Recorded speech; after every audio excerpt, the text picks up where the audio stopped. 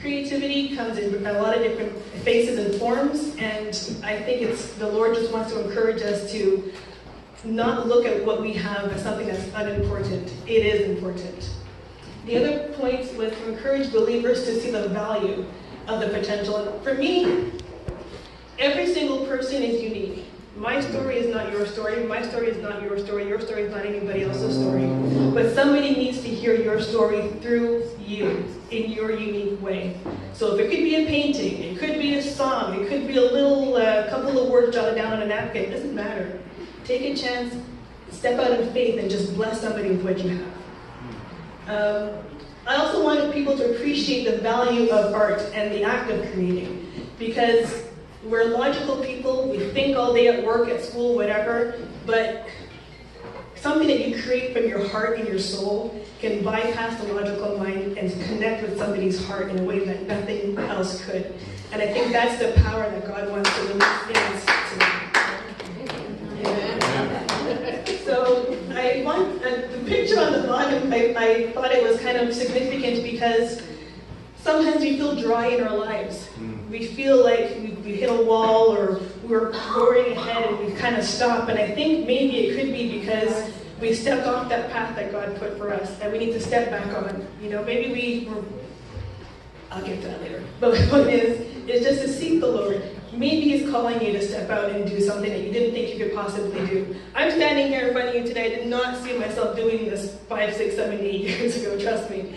But the Lord makes a way. He makes it happen. So there you go. Amen. So for me, a Christian creative, like I said, in my mind, everybody has something special.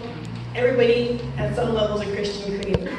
The ministry, however, that I have started, is to encourage people who have that gift, but also a burning desire in their hearts to use it for ministry. And so that's the subtle difference that I just wanted to highlight here. So it's to bless people in the church, in community outreach. It's looking at art and your creative works as a ministry and not as something to make money or just for your own pleasure. And basically it's enabling people to fulfill their life's purpose by acting and doing what the Lord has called them to do. Okay.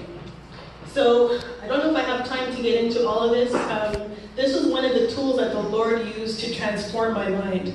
When I was starting pre-Nexus, I was writing for myself. I wanted to make a name for myself, I wanted to sell books, and the Lord convicted me, and He revealed to me through His Word and through this devotion that I found on YouVersion that He is the ultimate creator. The gift of creating is from Him. And that every time I sit down to create something, whether it's an article or a story or whatever it is, I'm activating that gift. And I felt convicted to use my gift for His purposes. And so that transformed my thinking, it transformed what I was writing for and why I did what I do. And that made all the difference.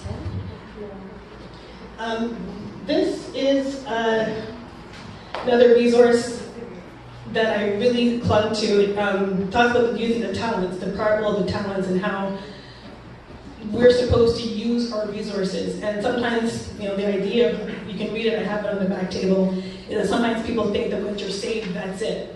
But the challenge in this particular paragraph is to say that's not it. God gave each one of us resources, and we have to use those resources. We can't put up our feet and just lay back and just wait for Jesus to come. No, we have a responsibility to use what we have. And so that revelation from the previous page and this one together is what pulled me up and got me to start the Nexus. So the Nexus, the Christian Creative Nexus, began as a website, and its purpose was to regroup, inspire, support, and equip Christian creatives by providing spiritual tools and promotional opportunities. For me, it's an oasis. After being out in the world and writing, it can really wear you down. You get rejected a lot, you produce something from your heart and soul and people criticize it and tear it down. You invest time and money and effort, you take time away from your family to do these things, and sometimes it doesn't amount to anything. And so people can really get discouraged. And so the hope is that by participating in the blog and reading the content, that people can be resourced. Right now, the focus is on writing because I'm a writer, But I have had visual artists, I've had painters and people with art and visual arts come on as well, and I do hope to expand at some point to include other medium. So what we do, personally, my main thing is articles. So I write articles to exhort, articles to get people thinking about using their gifts for God's service and to bless people and to think less of me. That's a lot of what I've been writing about. But I also receive submissions, so other artists will send me their work, maybe a chapter of a story, it could be a testimony, it could be a devotional, different things, and if it responds to the criteria of the blog, I'll post it, and then they can share it and expand their audiences as well. So yes, I've also done guest blogging for other blogs. Actually, this Monday coming up, I have a devotional that's going to be posted on Inspirations. So I will be posting a link on my blog, and you can go check it out. I have a newsletter, so I let people know what's going on and the different things that are happening. There's a Facebook page, and there's also a Facebook prayer and support group, which is where people can come and post their prayer requests. I also let the group know my prayer requests so that they can pray for me. And I also have an Instagram page, which I really enjoy. That's where I do my devotionals. So I write my little inspirational pieces, my devotionals, and post them on Instagram. I also do coaching and mentoring. Sammy! So Sammy is my young lady in the church, in your church, that I've been mentoring for the last little while. She wants to develop a writing ministry, and so I've been working with her. And I hope to do more mentoring and coaching. In my church at home, my home church, we are doing a small group called Creative Gifts. We'll be starting in a few weeks. And so that's going to be a fun opportunity for me to bring the vision of the website into the local area. And I'm taking an editing course, so hopefully I'll be able to do some editing and help Christians prepare their written works for publication. And last thing is I'm looking for and praying for collaborators. So I'm doing all this by myself while working full-time, while managing my family. It's a lot.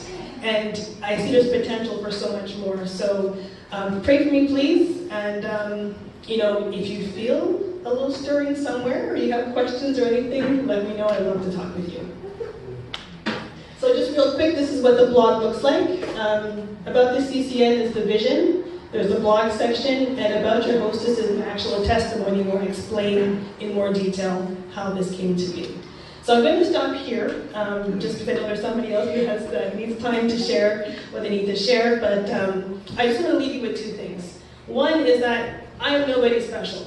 I didn't get a bachelor in arts. I wasn't the best writer in the world. The only thing I can think of that I had was a passion to write and a willingness to let the Lord use me. That's it. And that's all you need. The second thing is if you feel that the Lord is speaking to you tonight or has been speaking to you about maybe pulling those old gifts and talents off the shelf and dusting them off, I encourage you to trust Him and release them to Him. Let just wait and see what He does with it. So that's it for tonight. Thank you very much for your time. Glad to see you at the table. Oh, yes. I do have a gift, a free book for the first book of my series that I'd like to give away for free to bless someone this evening. So I just need a number. 2. No. Yes, please. Thank you.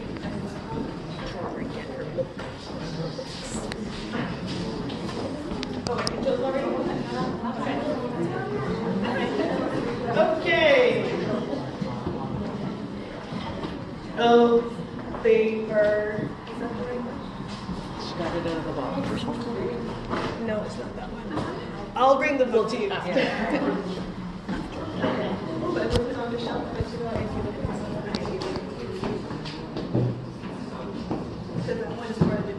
Are there any books on the shelf right there around the gifts there?